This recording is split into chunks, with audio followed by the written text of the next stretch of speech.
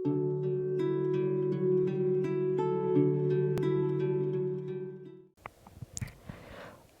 शांति।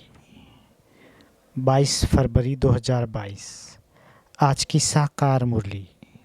शिव बाबा कहती, मीठे बच्चे, तुम सबको सच्ची गीता सुनाकर सुख देने वाले सच्चे सच्चे व्यास हो। तुम्हें अच्छी तरह पढ़कर सबको पढ़ाना है, सुख देना है। प्रश्न, सबसे ऊंची मंजिल कौन सी है जिस पर पहुंचने का तुम पुरुषार्थ करते हो? उत्तर, अपने को अशरीरी समझना, इस देह अभिमान पर जीत पाना, यही ऊंची मंजिल है। क्योंकि सबसे बड़ा दुश्मन है देह अभिमान। ऐसा पुरुषार्थ करना है जो अंत में बाप के सिवाय कोई याद न आए। शरीर छोड़ बाप के पास जाना है, ये शरीर भी याद न रहे, यही मेहनत करनी है। आज का गीत इस पाप की दुनिया से ले चल कहीं दूर। ओम शांति। बाबा कहते, जीव आत्माएं या बच्चे समझते हैं दिल में कि अभी हमको बाबा कहाँ ले चलते हैं। बरोबर जहाँ से हम आए हैं वहाँ ही ले चलेंगे। फिर हमको पुण्य आत्माओं की सृष्टि जीव आत्माओं की दुनिया में भेज देंगे। श्रेष्ठ और भ्रष्ट अक्षर निकले हैं, जरूर जीव आत्माओं को ही कहेंगे। सुख व दुख जब शरीर में है तब ही भोगा जाता है। बच्चे जानते हैं कि अब बाबा आया है। बाबा का नाम हमेशा शिव है। हमारा नाम शालिग्राम है। शिव के मंदिर में शालिग्रामों की भी पूजा होती है। बाबा ने समझाया था, एक है रुद्र ज्ञान यज्ञ, दूसरा है रुद्र यज्ञ। उसमें खास बनारस के ब्राह्मणों पंडितों को बुलाते हैं। रुद्र यज्ञ की पूजा के लिए बनारस में ही शिव के रहने के अनेक मंदिर हैं। शिव काशी कहते हैं। असल नाम काशी था, फिर अंग्रेजों ने बनारस नाम रखा। वाराणसी नाम अभी रखा है। भक्ति मार्ग में आत्मा परमात्मा का ज्ञान तो है नहीं। पूजा दोनों की अलग अलग करते हैं। एक बड़ा शिवलिंग बनाते हैं, बाकी छोटे छोटे शालिग्राम अनेक बनाते हैं। तुम जानते हो, हम आत्माओं का नाम है शालिग्राम और हमारे बाबा का नाम है शिव। शालिग्राम सब एक साइज के बनाते हैं, तो बरोबर बाप और बेटे का संबंध है। आत्मा याद करती रहती है, हे परमपिता परमात्मा, हम परमात्मा नहीं हैं। परमात्मा हमारा बाबा है। ये समझाने की मत तुमको दी गई है। दिन प्रतिदिन तुमको श्रीमत मिलती रहती है कि कोई को भी पहले बाप का परिचय दे, वर्षा दिलाना है। पहले तुमको सिद्ध करके समझाना है कि वह निराकार बाप है, ये प्रजापिता ब्रह्म साकार है। वर्षा निराकार से मिलता है। अब बाप समझाते हैं, मेरा एक ही शिव नाम है, दूसरा कोई मेरा नाम नहीं। सभी आत्माओं के शरीर के नाम अनेक है, मेरा कोई शरीर है नहीं। मैं सुप्रीम सोल हूँ। बाबा पूछते हैं, बच्चे तुम्हारा सबसे बड़ा दुश्मन कौन है? जो सियाने होंगे वो कहेंगे, देह अभिमान सबसे बड़ा दुश्मन है, जिससे ही काम की उत्पत्ति होती है। देह अभिमान को जीतने में बड़ी मुश्किलात होती है। देही अभिमानी बनने में ही मेहनत है। जन्म जन्मांतर तुम देह के संबंध में चले हो। अब जानते हो बरोबर मैं आत्मा अविनाशी हूँ, जिसके आधार से ये शरीर चलता है। रिलीजियस माइंडेड जो भी हैं वह समझते हैं कि हम आत्मा हैं, देह नहीं हैं। आत्मा का नाम एक ही रहता है, देह के नाम बदलते हैं। आत्मा एक शरीर छोड़ दूसरा लेती है। हमको बाप कहते हैं, तुमको चलना है पुण्य आत्माओं की दुनिया में। ये है पाप आत्माओं की दुनिया। भ्रष्टाचारी रावण बनाते हैं। 10 शीश वाला कोई मनुष्य नहीं होता, परंतु इस बात को कोई नहीं जानते। सभी रामलीला आदि में पाठ लेते रहते हैं। सब एक मत ही नहीं है। कोई कोई इन सब बातों को कल्पना समझते हैं, परंतु ये नहीं जानते कि रावण भ्रष्टाचारी को कहा जाता है। पराई स्त्री को चुराना ये भ्रष्टाचार है ना। इस समय सब भ्रष्टाचारी है, क्योंकि विकार में जाते हैं। जो विकार में न जाएं उनको निर्विकारी कहा जाता है। वह है राम राज्य, यह है रावण राज्य। भारत में ही राम राज्य था। भारत सबसे प्राचीन था। पहले नंबर में सृष्टि पर सूर्यवंशी देवी देवताओं का झंडा बुलंद था। उस समय चंद्रवंशी भी नहीं थे। अभी तुम बच्चों का ये सूर्यवंशी झंडा है। तुमको मंजिल का पता लगा है, फिर भूल जाते हो। स्कूल में बच्चा कभी एम ऑब्जेक्ट को भूल नहीं सकता। स्टूडेंट टीचर को व पढ़ाई को कभी भूल नहीं सकते। यहाँ फिर भूल जाते हैं। कितनी बड़ी पढ़ाई है 21 जन्मों के लिए। राज्य भाग पाते हो। ऐसे स्कूल में कितना अच्छा और रोजाना पढ़ना चाहिए। इस कल्प अगर नापास हुए तो कल्प कल्प नापास होते ही रहेंगे। फिर कभी भी पास नहीं होना है तो कितना पुरुषार्थ करना चाहिए। श्रीमत पर चलना चाहिए। श्रीमत कहती है अच्छी रीति धारणा करो और कराओ। अगर ईश्वरीय डायरेक्शन पर नहीं चलेंगे तो ऊंच पद भी नहीं पाएंगे। अपनी दिल से पूछो, हम श्रीमत पर चल रहे हैं। अपने को मियाँ मिट्ठू नहीं समझना है। अब अपने से पूछो तो जैसे ये ब्रह्मा सरस्वती श्रीमत पर चलते, हम ऐसे चल रहे हैं पढ़कर और पढ़ाते हैं, क्योंकि तुम सच्ची सच्ची गीता सुनाने वाले व्यास हो। वह व्यास नहीं जिसने गीता लिखी है। तुम इस समय सुखदेव के बच्चे सुख देने वाले व्यास हो। सुखदेव शिव बाबा गीता का भगवान है। तुम उनके बच्चे व्यास हो, कथा सुनाने वाले। बाबा कहते ये स्कूल है। स्कूल में बच्चे की पढ़ाई से नंबर का मालूम पड़ जाता है। वह है प्रत्यक्ष, यह है गुप्त।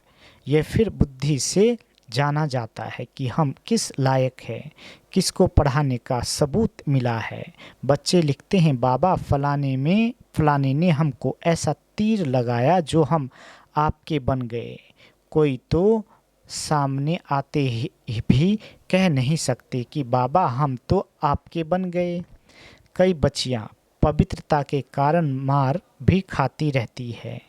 कोई तो बच्चे बन फिर टूट भी पड़ते हैं, क्योंकि अच्छी तरह से पढ़ते नहीं तो बाप कितना अच्छी रीति समझाते हैं कि बच्चे सिर्फ मुझे याद करो और पढ़ाई को, इस नॉलेज से तुम चक्रवर्ती राजा बनेंगे। घर के बाहर भी लिख दो, 1 सेकंड में जीवन मुक्ति मिल सकती है।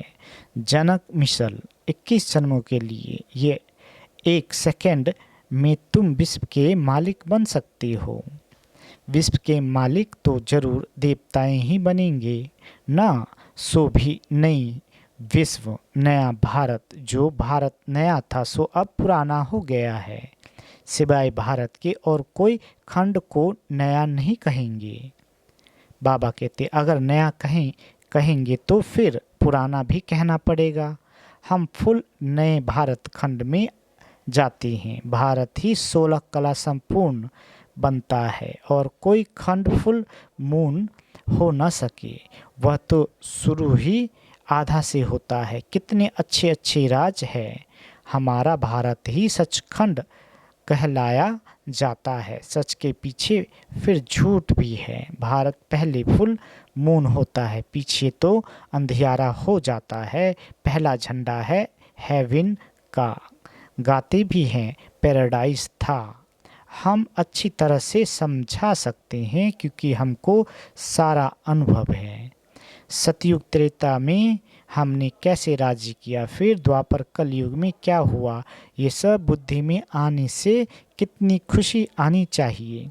सतयुग को सोझरा, कलयुग को अंधियारा कहा जाता है। तब कहते हैं ज्ञान अंजन सद्गुरु दिया। बाबा ने कैसे आकर तुम अबलाओ माताओं को जगाया है। साहूकार तो कोई मुश्किल ही खड़ा होता है। इस समय सचमुच बाबा गरीब निवाज है। गरीब ही स्वर्ग के मालिक बनते हैं, साहूकार नहीं। इसका भी गुप्त कारण है। यहाँ तो बलिहार जाना पड़ता है। गरीबों को बलिहार जाने में देरी नहीं लगती, इसलिए सुदामा का मिसाल गाया हुआ है। तुम बच्चों को अब रोशनी मिली है, परंतु तुम्हारे में भी नंबरवार है और सबकी ज्योत उझाई हुई है। इतनी छोटी सी आत्मा में अविनाशी पाठ नूंधा हुआ है। वंडर है ना? यह कोई साइंस की शक्ति नहीं है। तुमको अब बाबा से शक्ति मिलती है। बरोबर ये अविनाशी चक्र है जो फिरता रहता है। इनका कोई आदि अंत नहीं है। नया कोई ये बातें सुने तो चक्री में आ जाए। यहाँ 10-20 वर्ष वालों को भी पूरा समझ में नहीं आता है, ना किसी को समझा सकते हैं। तुमको पिछाड़ी में सब पता पड़ जाएगा कि फलाना फलाने के पास जन्म लेगा, ये होगा। जो महावीर होंगे उन्हों को आगे चलकर सब साक्षात्कार होते रहेंगे। पिछाड़ी में तुमको सतयुग के झार बहुत नज़दीक दिखाई पड़ेंगे। बाबा कहते महावीरों की ही माला है ना। पहले 8 महावीर, फिर है 108 महावीर। पिछाड़ी में बहुत फर्स्ट क्लास साक्षात्कार होंगे। गाया भी हुआ है, परमपिता परमात्मा ने वान मरवाए नाटक में बहुत बातें बनाई हैं। वास्तव में ये स्थूल वानों की बात नहीं। कन्याएं माताएं वानों से क्या जाने। वास्तव में ये है ज्ञानवान और इन्हों को ज्ञान देने वाला बरोबर परमपिता परमात्मा है। कितनी वंडरफुल बातें हैं। परंतु बच्चों को एक ही मुख्य बात घड़ी घड़ी भूल जाती है। सबसे कड़े ते कड़ी भूल होती है जो दे अभिमान में आकर अपने को आत्मा निश्चय नहीं करते। सच कोई नहीं बतलाते। सच तो कोई आधा घंटा भी सारे दिन में मुश्किल याद में रह सकते हैं। कोई को समझ में भी नहीं आता कि योग किसको कहा जाता है। मंजिल भी बहुत ऊंची है। अपने को अशरीरी समझना है। जितना हो सके उतना पुरुषार्थ करना है। जो पिछाड़ी में के समय कोई भी याद न पड़े। कोई तत्वज्ञानी ब्रह्मज्ञानी अच्छे होते हैं तो गद्दी पर बैठे बैठे समझते हैं हम तत्व में लीन हो जाएंगे। शरीर का भान नहीं रहता है।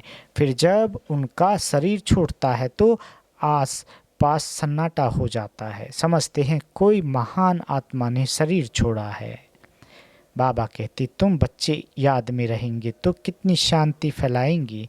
ये अनुभव उन्हों को होगा जो तुम्हारे कुल के होंगे। बाकी जो तो मच्छरों दृश्य मरने वाले हैं। तुम्हारी प्रैक्टिस हो जाएगी अशरीरी होने की। ये प्रैक्टिस तुम यहाँ ही करते हो। बाबा कहते वहाँ सतयुग में तो आत्मा एक शरीर छोड़ दूसरा लेती है। यहाँ तो तुम जानते हो ये शरीर छोड़ बाबा के पास जाना है। परंतु पिछाड़ी में कोई याद ना आए, शरीर ही याद ना रहे तो बाकी क्या रहा। मेहनत है इसमें। मेहनत करते रहते पिछाड़ी में पास होकर निकलते हो। पुरुषार्थ वालों का भी पता तो पड़ता है ना। उनका सो निकलता रहेगा। बांधेली गोपिकाएं पत्र ऐसे लिखती है जो कभी छुटेले भी नहीं लिखती। उन्हों को फुर्सत ही नहीं। बांधेलियाँ समझती हैं शिव बाबा ने इन हाथों का लोन लिया है तो शिव बाबा का पत्र आएगा। ऐसा पत्र तो फिर 5000 वर्ष के बाद आएगा। क्योंकि नहीं बाबा को पत्र रोज लिखे, नयनों से काजल निकालकर भी लिखे, ऐसे ऐसे ख्यालात आएंगे। और लिखती है, बाबा मैं वही कल्प पहले वाली गोपिका हूँ। हम आपसे मिलेंगे भी जरूर, वर्षा भी जरूर लेंगे। योग बल है तो अपने को बंधन से छुड़ाती रहती है, फिर मोह भी किसमें न रहे। चतुराई से समझाना है, अपने को बचाना है, तोर निभाने के लिए बड़ी कोशिश करनी है। माताएं समझती है हम पति को भी साथ ले चले, हमारा फर्ज है इन्हों को समझाना। पवित्रता तो बहुत अच्छी है, बाबा खुद कहते हैं काम महाशत्रु है, इनको जीतो, मुझे याद करो तो मैं तुमको स्वर्ग का मालिक बनाऊंगा। ऐसी बच्चियां हैं जो पति को समझा कर ले आती है। बंधेलियों का भी पाठ है। अबलाओं पर अत्याचार तो होते ही हैं, ये शास्त्रों में भी गायन है। कामेषु क्रोधेषु कोई नई बात नहीं है, तुमको तो 21 जन्मों का वर्षा मिलता है, इसलिए थोड़ा कुछ सहन तो करना ही पड़ता है। अच्छा, मीठे मीठे सिकीले दे बच्चों प्रति माता पिता बाप दादा का याद प्यार और गुड मॉर्निंग। रूहानी बाप की रूहानी बच्चों को नमस्ते। हम रूहानी बच्चों की रूहानी माता पिता बाप दादा को याद प्यार गुड मॉर्निंग और नमस्ते मीठे बाबा नमस्ते। धारणा के लिए मुख्य सार। पहला, योग बल से अपने सब बंधनों को काट बंधन मुक्त होना है, किसी में भी मोह नहीं रखना है।